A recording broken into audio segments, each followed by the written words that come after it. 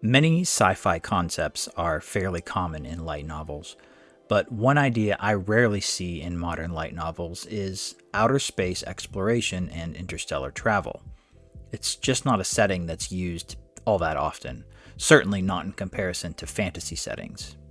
So today I want to talk about a series called Reborn as a Space Mercenary. I woke up piloting the strongest starship.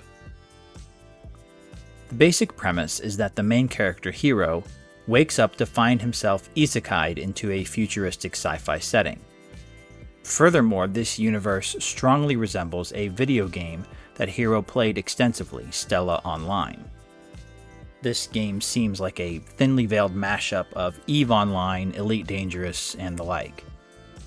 As the title of the series implies, Hiro awakes in the cockpit of a super powerful spaceship. What follows are a series of adventures and misadventures, as Hiro learns about this interstellar universe he has found himself in. He finds it to be similar, but not exactly like the game world he knows. As such, the combination of his immense knowledge of the game and his trained reflexes leads to him excelling as a mercenary. He gains the favor of the Graken Empire, fights in numerous battles, and expands his power and influence. But none of that is the focus of the books. No, the focus is instead on the harem of honeys that Hiro collects along the way. While the books contain quite a bit of crunchy sci-fi universe building, at its heart, this is a harem series. Sure, on paper, Hiro fights crystal life forms, pirates, bioengineered mutants, battle robots, and more. But it all feels like background noise. It's a weird thing because it should be high stakes, but it feels like low stakes reading. Like this is a cozy adventure romance. Part of this is that Hiro is basically never in any danger. He always has exactly the right gadget or skill in any situation. Even when it's clear that the author wants to convey a sense of dramatic action, it just sort of falls flat. Because after the first couple of times, we know that Hiro is going to come through with ease. The action scenes read quickly and like overviews too, further adding to the feeling that there are no stakes, no real danger. What's even worse here is that the characters are also not very well developed.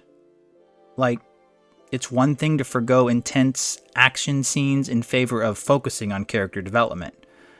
That doesn't happen here. The girls are flat and largely interchangeable, with only a couple of exceptions. Probably the worst condemnation I can muster here is that even after reading 8 volumes of this series, I didn't prefer any of the girls over another. None of them stick out as being best girl. We spend so much time with these characters, only for them to end up with very similar personalities that don't stand out off of the page. Contrast this with something like, say, Asterisk War, which had a lot more characters, but the characters also had a lot more depth, to the point where I had several genuine favorites in that series. Bottom line, I can only recommend this series to people looking for a very, very light novel experience in a sci-fi outer space setting. They are easy reads, I will grant that. Good palate cleansers between other books. In fact, that's how I managed to read the first 8 volumes of the series, by reading them in between heavier books. I'd never have managed it if I had had to read them all in one go. There's just not enough substance there. A better series in the same vein is I'm the Evil Lord of an Intergalactic Empire. If you want to watch my review of that series, the very first YouTube video I ever did, in fact, you can click the link on screen. Or check out one of my other light novel reviews. Thanks for watching.